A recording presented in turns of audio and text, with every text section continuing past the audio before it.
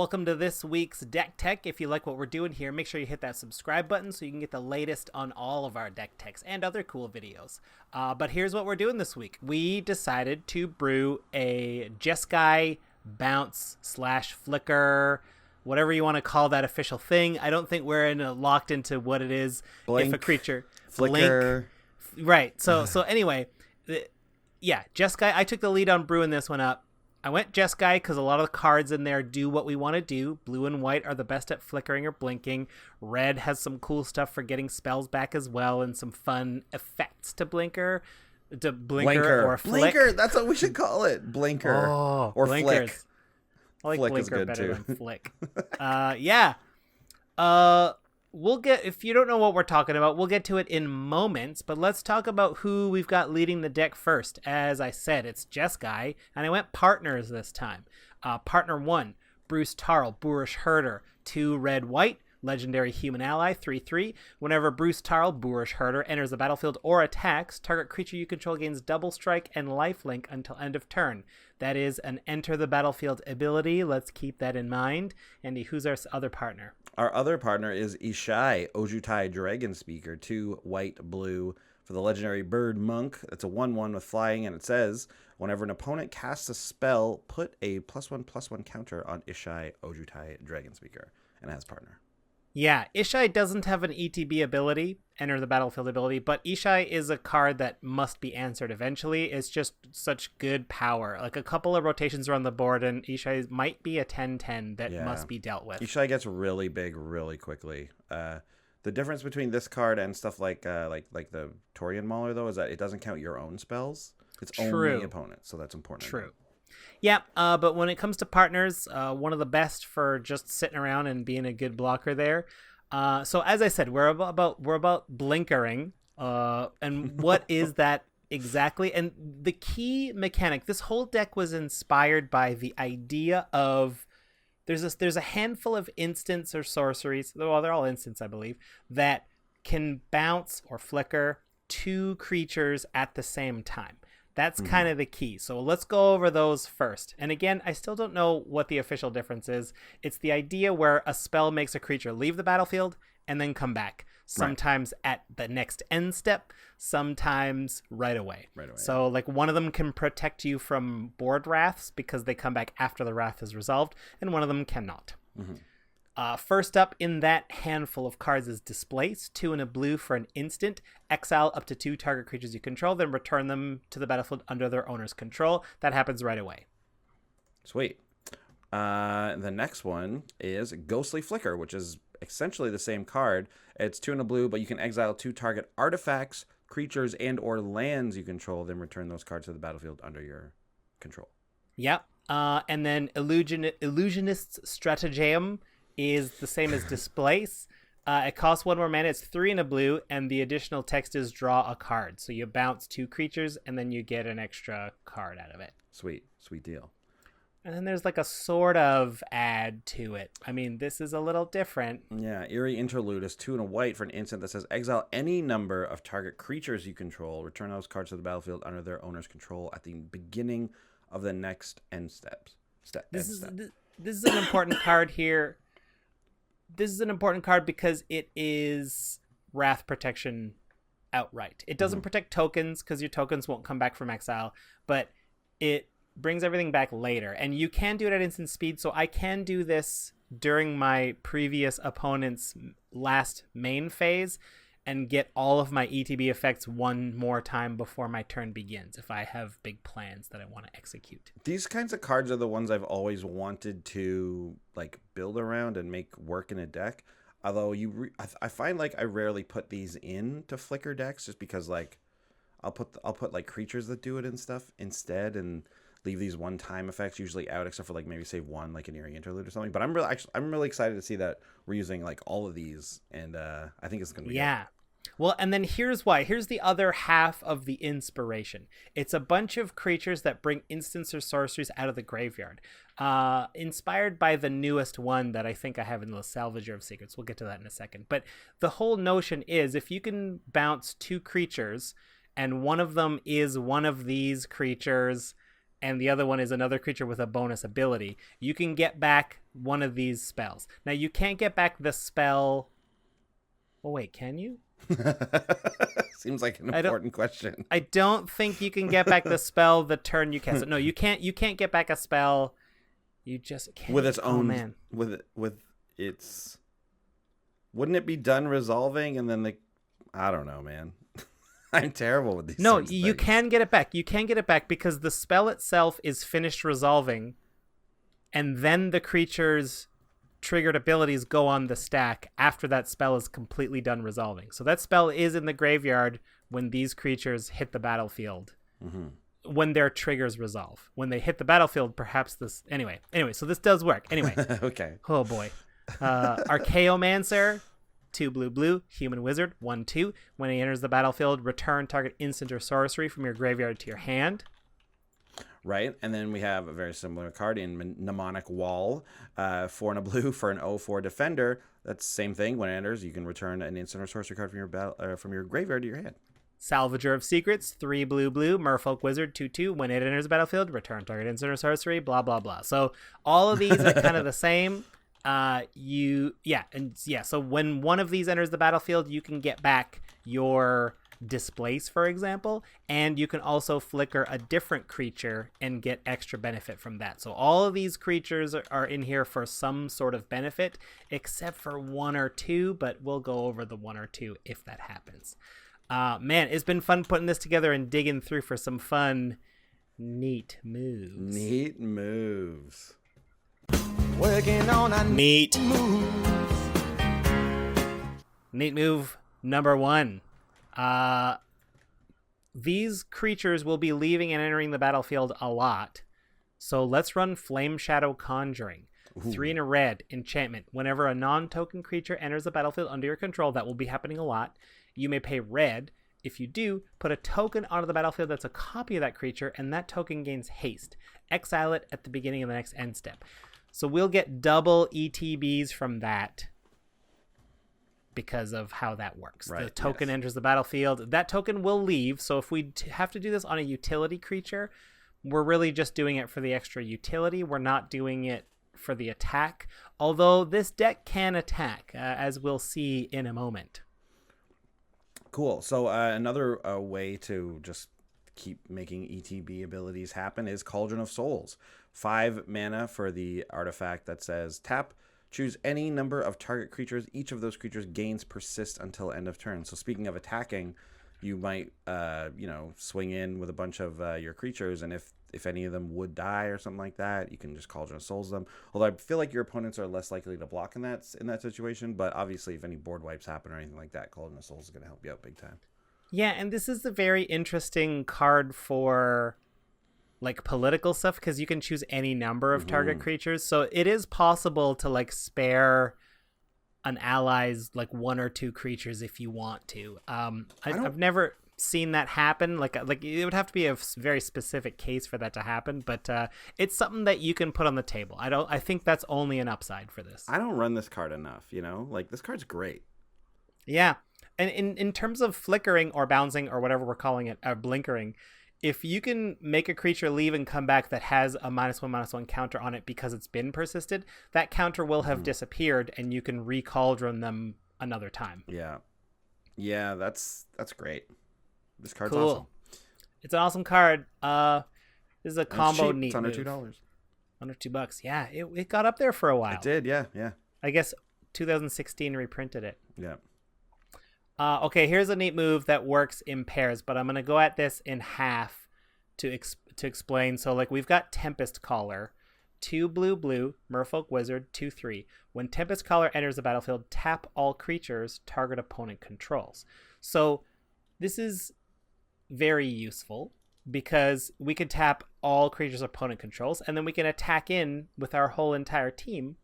And then if we're afraid of a crackback, we can flicker the Tempest Caller just before they get to declare attacks back, or before player 3 or 4 get to declare attacks if our defenses are down, because they won't be able to, right? We'll just tap everyone at instant speed, which we have the ability to do. But Andy, why don't you tell us the other half of this neat move? The other half of this neat move is Sunblast Angel, 4 white for the creature angel 4/5 flyer. It says when Sunblast Angel enters the battlefield, destroy all tapped creatures. Yikes! Yeah, pretty good. Yeah, So this one I always mix up with the one that has flash and does it like exiles or destroys all attacking creatures. yes, I think that one has to come from your hand, which is why I didn't run it. Yeah, I think you're right. So I always confuse these two. But Sunblast Angel, basically, I mean, same job, just doesn't have flash on it, essentially, right? But yeah, sweet. Yeah, so I mean, we can just flicker, like if we on our turn we can just have the Merfolk Tempest Caller activated ability, or triggered ability, I should say, and then Sunblast Angel follows right behind and kills them all. And if we need to flicker both of these, we can stack the triggers so that they happen in the order that we like. Nice. Awesome. Oh yeah. Here's a creature that I got a couple creatures here that are going to affect how our opponents play the game. Draining Whelk, 4 blue, illusion, flash, flying, 1/1. When Draining Whelk comes into play, counter target spell, put X +1/+1 counters on Draining Whelk, where X is that spell's converted mana cost. Being able to flicker stuff, having the Draining Whelk on the board, if your opponents know what you're up to, you have a lot of hidden power, or visible power, but that they must play around. Draining Whelk is interesting. You know, I've had this in a couple decks before, and I love this card.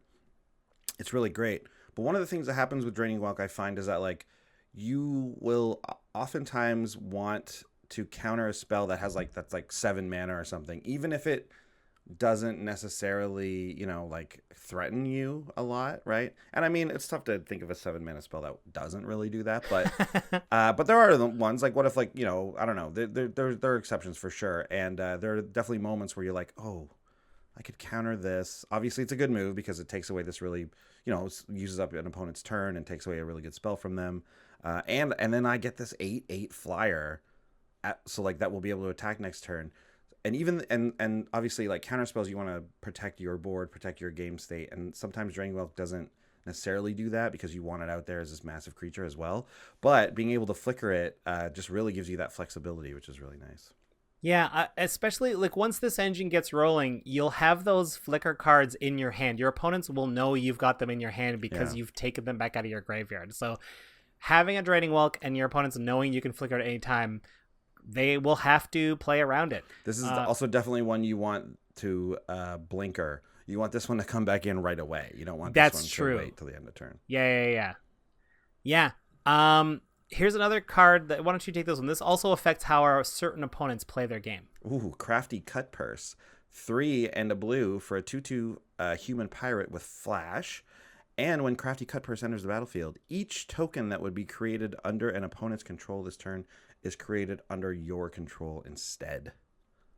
So we've talked about this card, I think, once before on the show, and like, or maybe it was just a discussion we had, I can't remember. But whether or not, like, you know, how good this is, right? Are there going to be turns where your opponents are going to be making multiple tokens, or like one really big token? That does happen for sure. So like, you know, but it's not like most of the time you're going to be making, you know, a handful of, you know, some 1/1s or like a 3/3 or a 4/4, whatever, some stuff like that. And again, though, same with Draining Whelk, like being able to flicker this guy just makes it so that that ongoing utility is there whenever you need it. So you don't have to worry like normal of just flashing it in and maybe getting some decent value, or, you know, this time you can do it just for the one thing and then save it for later as well. Yeah. Just having this on the board really hoses the token player because they have to work with you to get around it, or just straight up destroy it. Yeah. Which you can even flicker in response to that too, but I guess that's what they would want. Yeah. Anyways. Yeah, you have to double flicker it. Yeah. I want to take a moment and talk about a creature with the evolve mechanic on it. Every time a creature enters a battlefield under your control with greater power or toughness than this creature, puts a +1/+1 counter on this creature. So we've got so many creatures coming in and out. This is going to happen a lot. This is Simic Manipulator, 1 blue. It starts as a 0/1, which means anything with any power or toughness beyond a 0/1 will trigger it the first time. Yeah. Tap, remove 1 or more +1/+1 counters from Simic Manipulator. Gain control of target creature with power less than or equal to the number of +1/+1 counters removed. there's plenty of little utility things where, like, even if you can't get this much up past 2, like maybe something happens, you're like, well, I'm about to lose my Simic Manipulator, but I guess I'll just take this 2 power thing. There's lots of things, and that's very easy. And if, with a bit of work, you can start taking some serious things to it. But again, having this on the board, and, you know, I bring up using it on little creatures because there's going to be a world where they'll try to spot remove your Simic Manipulator. Well, in that case, you can remove all the counters, grab whatever you can, and then flicker it along with something else, and then just keep it rolling. That's great. Mm-hmm. I love Simic Manipulator. It's one of the harder ones to get moving, like just to like be able to get enough counters on it that you can do this multiple times. But it's also kind of fair and less scary than a lot of the other things that steal creatures, you know. So you actually still get a game. Like people will still play creatures with a Simic Manipulator out for the most part. Yeah. Which is a good thing, because you want creatures to steal. All right. Next we have Tuk Tuk Scrapper, 3 and a red for a Goblin Artificer ally. It's a 2/2 and says whenever Tuk Tuk Scrapper or another ally enters the battlefield under your control, you may destroy target artifact. If that artifact is put into a graveyard, Tuk Tuk deals damage to that artifact's controller equal to the number of allies you control. And this is particularly important because none other than Bruce Tarl, Boorish Herder, is a human ally. I know. I almost forgot about that until I was like, oh, that's so cool. Yeah, that's what great. A neat move. So not only will Tuk Tuk Scrapper snag an artifact off the battlefield, but once he's out there, Bruce Tarl will do the same thing. And obviously having your commander at your beck and call is something that is true about commander, so you'll be able to do that. Yeah. There was a moment where I was like, should I do like an ally sub-theme here, flickering all those rally effects? Like every turn giving everyone indestructible, lifelink, first strike, double strike. That's an angle you could definitely go. That's what I love about it. We have a couple more neat moves I want to talk about, but the theme of the deck is just like dealer's choice. You can just flavor in as much artifact and enchantment removal as you might want, or big flashy effects. I've gone for kind of an even balance, as you'll see in the deck list if you go check that out. But oh man, no shortage. And then finally, I want to address the Monarch mechanic. Being able to flicker or blinker or flick, whatever we're calling it, at instant speed means these 3 creatures will likely ensure that you'll never lose the monarchy. I'm going to start with Protector of the Crown, 5 and a white for a giant soldier, 2/5. When it enters the battlefield, you become the monarch. So to flicker it means you take the monarchy back right away. Right. Protector of the Crown's extra cool because all damage that would be dealt to you is dealt to Protector of the Crown instead. So that sort of buys you that one free turn anyway, where you kind of don't have to do anything. If everyone decides to like send their team at you, they'll kill this and then you'll start taking damage again. But if they can't do combat damage to you, they can't steal the monarchy away from you. And again, if they somehow could, you just flicker this guy. I think this creature is, now that I'm looking at it, because I haven't really looked at this creature since Conspiracy 2, but I think this is pretty underrated and actually very good for any kind of deck that incidentally gets the Monarch once in a while. Like, because think about it. Think how many times the monarchy has been stolen from you in games where it's a thing by just like a 1/1 flyer just chipping in.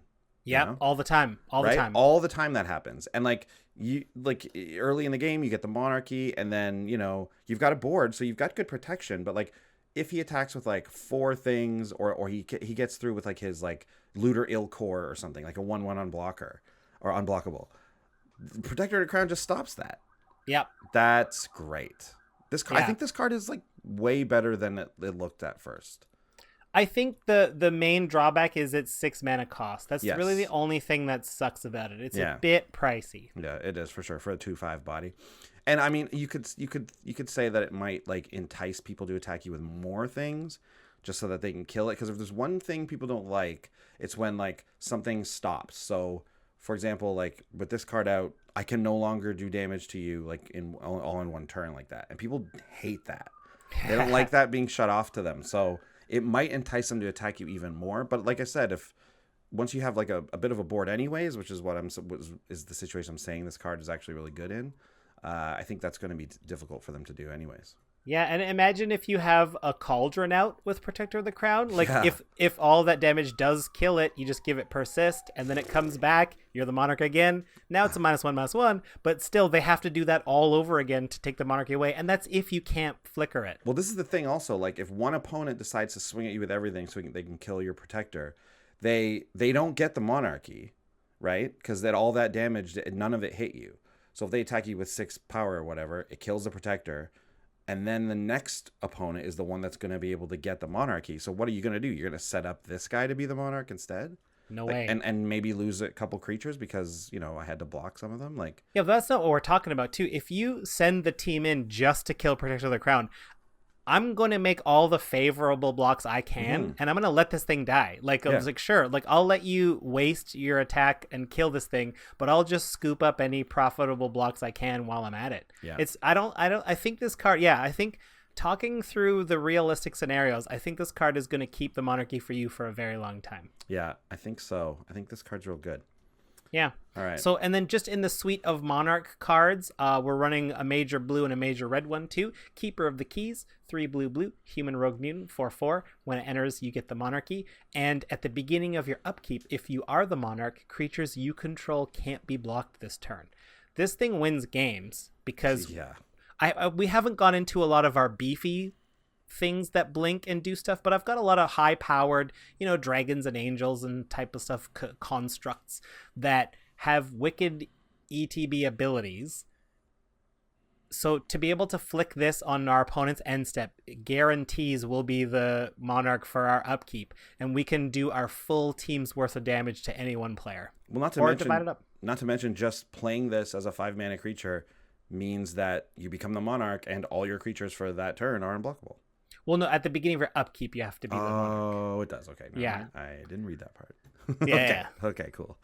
Which is the same clause as this next card. Skyline Despot, 5 red, 5/5 flyer dragon. When Skyline Despot enters the battlefield, you become the Monarch. And then at the beginning of your upkeep, if you're the Monarch, put a 5/5 red dragon creature token with flying onto the battlefield. Sweet. Yeah, I mean, both of those in tandem are so good. Like, get a 5/5 and everything's unblockable. Yeah, and there's just nothing wrong with a 5/5 flyer. Like, even if they're somehow able to steal it away from you, it's you're gonna be able to get it back and make this work for you. Skyline Despot's great. Yeah. I mean, those are just a taste of the neat moves. As I alluded earlier, we've got, creatures that are meant to draw cards, creatures that are meant to, like, exile graveyards. We've got all the utility stuff stapled to different creatures. So at the end of our previous opponent's end step, we're just going to do as much as we can afford to do with our double flicker. Like, it really will get to the point where it's going to get out of hand. Now, I know you mentioned, that's the deck right there, right? That's the Jeskai Blinky Flick deck. Yeah, that's the heart of it. That's the heart of it. I know you mentioned that earlier before we started. You were like, oh, like maybe you would include green in this to make it better, blah, blah, blah. Like, but I think that, that's probably true, right? Like, you have Ruin as a commander or something like that. But I like when you take an archetype that isn't necessarily,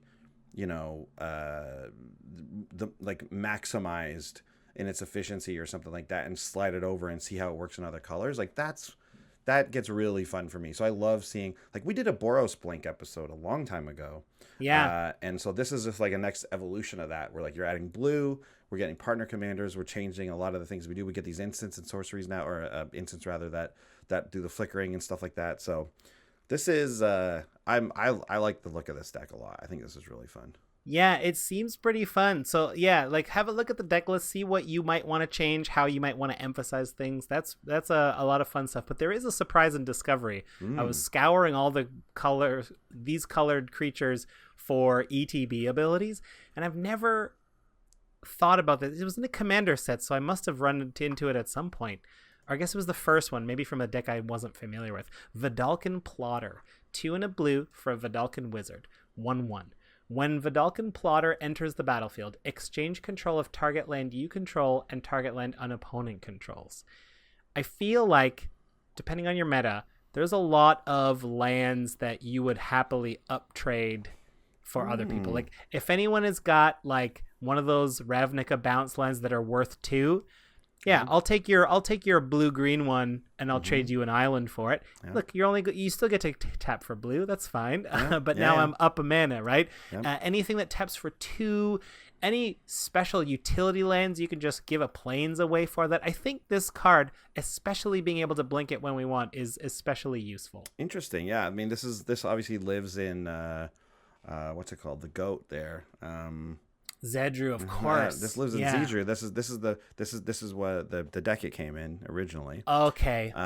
But like, yeah, I never really thought of it in that way. But yeah, you trade a basic up for even just a duel, any of the duels, I guess at that point, like even if it's a guild gate, you're technically getting an upgrade, or any of the amazing utility lands, any of those ones that turn over from Ixalan, right? You get, oh boy, like, yeah, you'd trade it any of those, like nowadays, now that those are running around everywhere, like absolutely, even if it's just to deprive your opponent of that land, that's pretty sweet. Yeah, good call. I like this. Yeah, something neat. Just need to think about. Bit of a neat move in the surprise and discovery as well there. I mean, when you get down to it, isn't everything technically a neat move? Should we change the name of the show to Neat Moves? No. Well, maybe. I don't know. I don't know. Magic's I feel like, Neat Moves. Yeah, like a sub channel of Neat Moves. Neat yeah, maybe. Moves, yeah. We've already got our theme. Yeah, right. I love it. Okay. Well, that's the heart of the deck. But what are we looking at when it comes to the budget report? This is where we take all of the cards and we make your wallet disappear. And maybe it comes back with more inside of it. And maybe it comes back a day later with the same amount. That's the best. If you lose your wallet and someone returns it and you're like, oh, please, oh, please, oh, please. Oh, they left the money in it. There are good people in the world. Yeah, that's true. It restores your faith in humanity. Yeah, for sure. Yeah. So this deck, under our new budget restrictions where we don't have any hard ones, this came in at $103, which is still considered budget under most people's terms. Yeah. I did the math on it, and the half of the value of this deck sits in 7 or 8 cards. So if you cut your top 7 or 8 cards, this deck's value is halved. The most expensive card is Cloudstone Curio, 3 generic for an artifact. It's from original Ravnica City of Guilds, so like it's only appropriate we're talking about it right now. Whenever a non-artifact permanent comes into play under your control, you may return another permanent you control that shares a permanent type with it to its owner's hand. So in this deck, the function is like, as we flicker things, we get to fully bounce one back to our hand and cast it again the hard way. So like, we can bounce an expensive creature and then using Cloudstone Curio actually return something like Wall of Omens to our hand and cast it again for 2 and draw an extra card. So we can squeeze extra value of our little things. This card is expensive. What is it? $16. Yeah. Because it's a combo piece for a lot of combo things. Like, if you can get anything that costs 0, this thing just creates an infinite combo if it's a non-artifact permanent. So that's why it's so expensive, and this deck does not lean on it that heavily. So I think we could easily cut this card and bring this deck down to close to $80. Sweet. The number 2 most expensive card is Venser, the Sojourner. It's the Planeswalker. 3 white, blue, 3 loyalty. Venser. It's +2 is exile target permanent you own. Return to the battlefield under your control at the beginning of the next end step. So that's a flank. -1 is creatures are unblockable this turn. Always nice. And then the ultimate is -8. You get an emblem with whenever you cast a spell, exile target permanent. One of the most oppressive emblems that there is, really. And it's so funny. Like, I've seen this emblem happen more than a lot of other ones. It's true. This emblem is doable, and I also want to point out Venser's -1 plays into what this deck does. Like, this deck can build a pretty mean army, so just making your team unblockable could finish the game. So Venser is a win condition on a couple of angles. I think he's coming in at about $12, 10 to $12, and I think it's worth a keep. Yeah, it's great. It even got reprinted in a dual deck, and it still kind of retained that value. Yeah. So Those dual decks are so interesting because sometimes the planeswalkers in them are the only valuable cards, so they kind of split the value of it. Yeah, and then they're like, there's different art and they're foiled or whatever, so it's like, well, now they didn't even affect the price really. Yeah. What's the third one here? Ooh, third most expensive card, Archangel Avacyn was it Shadows over Innistrad? Yeah. 3 white, legendary angel, 4/4 with flash, with flying and vigilance. When Archangel Avacyn enters the battlefield, creatures you control gain indestructible until end of turn. That's the key ability right there. We can blink Avacyn or just flash her in the first place. That's what I love about Archangel Avacyn. You can get that first one as a surprise. Most of our board doesn't surprise people because they can see it coming, but not Avacyn. And then the other thing says, whenever a non-angel creature you control dies, transform Avacyn at the beginning at the next end step. Actually, no. The next upkeep. I'm sorry. Next upkeep. So on the next person's upkeep or another one, depending if a creature dies not on your turn. It's a bit. You gotta really keep track of it. She turns into Avacyn the Purifier, 6/5 flying. When this creature transforms into Avacyn the Purifier, 3 damage to each other creature and each opponent. So she's gonna eat a lot of your board, but if everything has been made indestructible anyway, and then it is also possible to flicker Avacyn even with this trigger happening so that she will not transform because the original Avacyn that wants to transform isn't there. Sure. Sounds great. Yeah, because I think the name on her card refers to this card, and this card is no longer there. It's a new card in terms of game. Well, we've seen the heart of the deck, the base of everything, but what are the 3 stars of this deck? Ooh, I'll start with star number 3 while you update the tab for star number 1, which I needed to change because I totally missed one. But anyway, star number 3, Ifara, god of the polis, people, god of the people. 2 white, blue, legendary creature god, 6/5 indestructible. Your devotion to white and blue has to be 7 or more, and then Ifara becomes a creature. And at the beginning of each upkeep, if you had another creature enter the battlefield under your control last turn, draw a card. We're making creatures enter all the time, so we're going to be drawing lots of cards. Yeah. Ifara is really great. Any kind of flash, instant flicker, that's what you want with her, and she's amazing. Yep. Star number 2 is Mimic Vat. 3 mana for the artifact with imprint. If it dies, you exile. If something would die, you can exile it under Mimic Vat instead. You pay 3 and tap it to create a token that's a copy of it, and then it gains haste, and you exile that token at the beginning of the next end step. So this just gives you another like ETB effect from something that died, earlier in the game. You can just pay 3, get it out there, get that ETB effect, and then probably get in an attack with it, or you can just do this on your opponent's turn and just for the effect. It's pretty sweet. There is a cheat for Mimic Vat, the way it's worded. Exile it at the beginning of the next end step. So if you do it in an end step, the next end step is a full turn away. So you'll get to untap with it. So if it has any sort of haste tap ability, you get to use it twice. Yeah, real good. And then the number 1 star of the deck, no surprise because of what this deck is doing, Panharmonicon. It's the 4 mana artifact that whenever an artifact or creature does an ETB ability, you get to trigger it twice. Sweet. Just straight up doubles up all those triggered abilities from ETB effects from artifacts and or creatures. Like, it's great. We've got lots, so we will be taking advantage a big time. This card is only $4 still. Yeah.